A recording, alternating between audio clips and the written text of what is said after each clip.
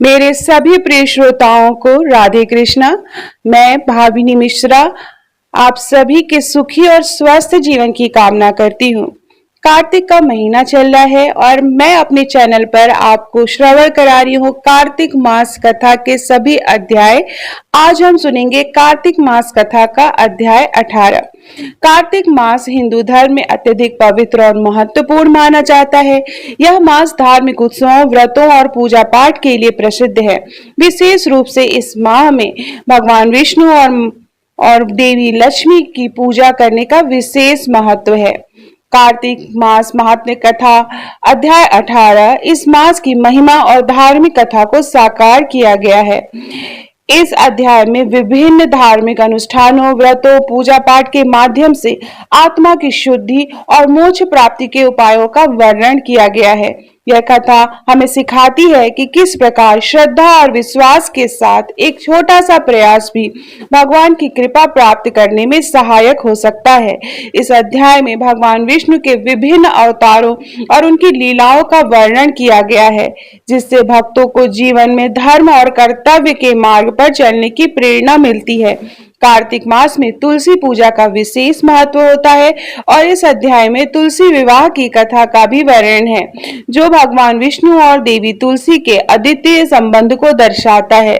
तुलसी विवाह को प्राचीन रूप से भगवान विष्णु और देवी लक्ष्मी के विवाह के रूप में भी माना जाता है, जिससे परिवार में सुख, शांति और समृद्धि आती है। इस अध्याय में बताया गया है कि कार्तिक मास में स्नान, दान और व्रत का विशेष महत्व है। विशेष रूप से गंगा स्नान और दीपदान की महिमा का भी उल्लेख किया गया है, जिससे भक्त अपने पाप से मुक्ति पा सकते हैं और मोक्ष की प्राप्ति कर सकते हैं। इस माह में किए गए धार्मिक कार्यों का फल अत्यंत ही शुभ होता है और जीवन में शांति, संतोष और समृद्धि लाता है। तो चलिए शुरू करते हैं कार्तिक मास कथा का अध्याय 18। लिखती हूँ माँ पुराण की सीधी सच्ची बात। 18वां अध्याय कार्तिक मुक्ति का वरदान। अब रौद्र रूप महाप्रभु शंकर नंदी पर चढ़कर युद्ध भूमि में आए। उनको आया देखकर उनके पराजित गण फिर लौट आए और सिंहनाद करते हुए आयुधों से दैत्यों पर प्रहार करने लगे। भीषण रूपधारी रुद्र को देख दैत्य भागने लगे। तब जलंधर हजारों वार छोड़ता हुआ शंकर जी की ओर दौड़ा। उसके शुंभ निशुंभ आदि वीर भी शंकर जी की ओर दौड़े। इतने में शंकर जी ने जलंधर के सब वाण जालों से काट डाले। अपने अन्य वाणों की आंधी से दैत्यों को अपने फरसे से मार डाला। खड़गोरमा नामक दैत्य को अपने फरसे से मार डाला और बलाहक का सिर भी काट दिया। घसमर भी मारा गया और शिवगढ़ चिशी ने प्रचंड नामक दैत्य का सिर काट डाला। किसी को शिव जी के बैल ने मारा और कई उनके वाणों द्वारा मारे गए। यह देख जलंधर अपने शुंभादिक दैत्यों को धिक्कारने और भयभीतों को धैर्य देने लगा, पर किसी प्रकार से उनके भयग्रस्त दैत्य युद्ध को न आते थे। तब दैत्य सेना पलायन आरंभ किया। तब महाक्रुद्ध जलंधर ने शिव जी को ललकारा और 70 बाण मारकर शिव जी को दग्ध कर दिया। शिव जी उसके बाणों को काटते रहे, यहाँ तक कि उन्होंने जलंधर की ध्वजा, छत्र और धनुष को काट दिया। फिर 7 बाण से उसके शरीर में भी तीव्र आघात पहुंचाया। धनुष के कट जाने से जलंधर ने गदा उठाई। शिव जी ने उसकी गदा के टुकड़े कर दिए। तब उन्होंने समझा कि शंकर मुझसे अधिक बलवान है, अतः उसने गंधर्व माया उत्पन्न कर दी। अनेक गंधर्व अप्सराओं के गण पैदा हो गए। वीणा और मृदंग आदि बाजों के साथ नृत्य व गान होने लगा। इससे अपने गणों सहित रुद्र भी मोहित हो एकाग्र हो गए। उन्होंने युद्ध बंद कर दिया। फिर तो काम मोहित जलंधर बड़ी शीघ्रता से शंकर का रूप धारण कर वृषभ पर बैठकर पार्वती जी के पास पहुंचा। उधर जब पार्वती जी ने अपने पति को आते देखा तो अपनी सखियों का साथ छोड़ दिया और आगे आई। उन्हें देख कामातुर जलंधर का वीरपात हो गया और उसने पवन से वह जड़ भी हो गया। गौरी ने उसे दानव समझा और वह अंतर्धान हो उत्तर की मानस पर चली गई। तब पार्वती जी ने विष्णु जी को बुलाकर दैत्य धन का वह कृत्य कहा और यह प्रश्न किया कि क्या आप इससे अवगत हैं?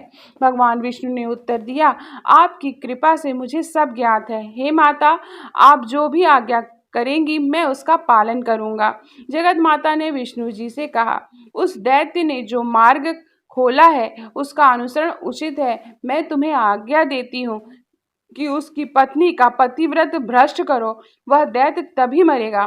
पार्वती जी की आज्ञा पाते ही विष्णु जी उसको सिरोधार्य कर छल करने के लिए जलंधर के नगर की ओर गए। इस प्रकार कार्तिक महात्म्य कथा का अध्याय 18 समाप्त होता है।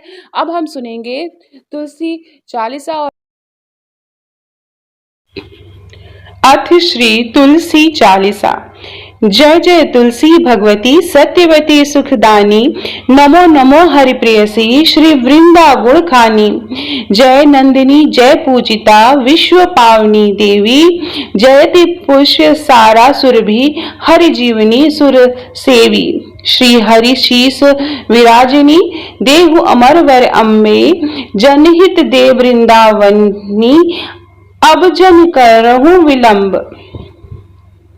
धन्य धन्य श्री तुलसी माता, महिमा अगम सदा श्रुति गाता।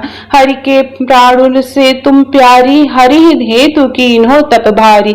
जब प्रसन्न है दर्शन दीन्हो, जब तक कर जोरी विनय हम कीन्हो। हे भगवंत कंत महो, दीन जानी जाने छोड़ो। सुनि लक्ष्मी तुलसी की बानी, दीन्हो श्राप क्रोध उर आनी। अस आयोग वर मांगन हारी, होई है विपट तुम जड़ तनुधारी। सुनि तुलसी श्रेयो तेहि ठामा, करो वास तनु नीचन धामा। दियो वचन हरि तब तत्काला, सुनहु समुख जनि हो विहाला। समय पारि है हो पति तोरा, पूजो आस वचन सत मोरा। तब गोकुल मह गोप सुदामा, तासु भाई भई तुलसी तुवामा। कृष्ण रास लीला के माही, राधे चाख्यो प्रेम लखिनाही। दियो श्राप तुलसी तत्काला, नर लोकहि तुम जन्महु बाला। भयो गोप वह दानव राजा, शंख चूड़ नामक सिर ताजा। तुलसी भई तासुकी नारी, परम सती गुण रूप अगारी। अस है कल्प बीत जब गए हूँ, कल्प तृतीय जन्म तब भय हूँ। वृंदा नाम भयो तुलसी को, असुर जलंधर नाम पति को। करि अति द्वंद अतुल बल धामा, लीना शंकर से संग्रामा। जब निज सैन्य सहित शिवहारे, मरहि न तब हरहि पुकारे। पतिव्रता वृंदा थी नारी, को न सके पति संहारी। जब जलंधर रही भेष बनाई, वृंदा डींग हरि पहचो जाय। शिव हित लही करी कपट प्रसंगा, कियो सतित्व धर्म तेहि भंगा। भयो जलंधर कर संहारा, सुनि वृंदा उर शोक अपारा। तिहि क्षण दियो कपट हरि टारी, लखि वृंदा दुख गिरा उचारी। जलंधर रही जस हथ्यो अभीता, सोई रावण है हरहि सीता। अस प्रस्तर सम हृदय तुम्हारा, धर्म खंडी मम पतहि संहारा। यही कारण लहि श्राप हमारा, होए तनु पाषाण तुम्हारा। सुनि हरि तुरत ही वचन उचारे, दियो श्राप तुम बिना विचारे। लाख्यो नन निज करतहि पति को, छलन चहो जब पार्वती को। जड़मणि तहु अस हो जड़ रूपा, जगमहि तुलसी विपट अनूपा। धरो रूप हम शालिक रामा, नदी गंडकी बीच ललामा। जो तुलसी दल हमहि चढ़ाई, सब सुख भोगी परम पद पाई। बिन तुलसी हरि जलत शरीरा, अतिशय उठत शीश उर पीरा। जो तुलसी दल हरि शिर धारत, सो सहस्त्र घट अमृत डारत। तुलसी हरि मन राजनी हारी, रोग दोष दुख भंजनिहारी। प्रेम सहित हरि भजन निरंतर, तुलसी राधा में नहीं अंतर। व्यंजन हो 56 प्रकारा, बिन तुलसी दल हरे न प्यारा। सकल तीर्थ तुलसी तरु छारी, लहत मुक्ति जन संशय नाही। कवि सुंदर इक हरि गुण गावत, तुलसी निकट सहस गुण पावत।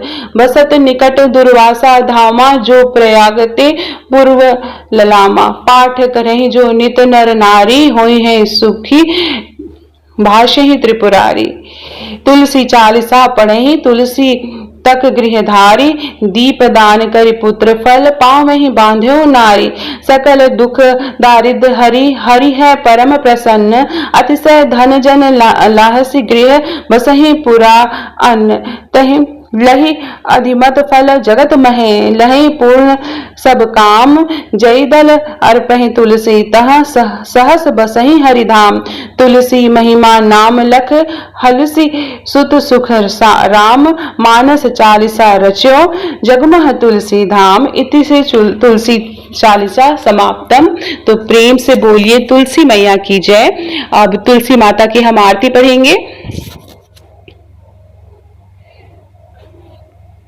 आरती वृंदा तुलसी की, प्राण की प्यारी प्रभु जी की, कंचन थार कपूर की बाती, करत प्रकाश हृदय दिन राती, देखी लक्ष्मी हूँ दौड़ी आती, नित नव होती आरती घी की, जो उन्नति नित चहे सुमति मति, तुलसी ही भजहि कहीं कमलापति। आरती वृंदा तुलसी की, प्राण की प्यारी प्रभु जी की, तुलसी दल बिनु जिन्हि लगे अति, मैं और मिठाइयों फीकी, हे भगवती सती भय भंजनी, तुलसी पाप ताप मद गंजनी।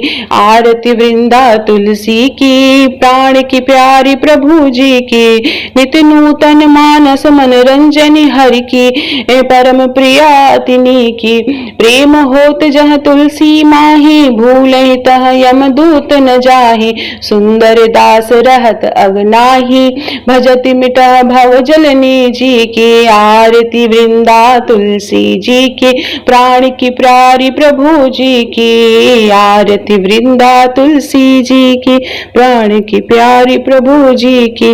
तो ये थी तुलसी महारानी की आरती, जो शाम को जब आप दीपदान करेंगे या सुबह दीपदान करेंगे तो तुलसी माँ को जरूर आप आरती करें तुलसी माँ की। और 1 महीने, आप साल भर तुलसी को दिया नहीं जलाते हैं, लेकिन ये कार्तिक मास में आप तुलसी में दिया जरूर जलाएं। तुलसी माँ को शाम के समय स्पेशली आप दिया जरूर जलाएं। तो आप सभी को कार्तिक मास की बहुत बहुत शुभकामनाएं। और आपको मेरी आवाज पसंद आ रही हो, मुझसे कथा सुनना पसंद आ रहा हो, तो प्लीज कमेंट बॉक्स में राधे कृष्ण जरूर लिखिएगा।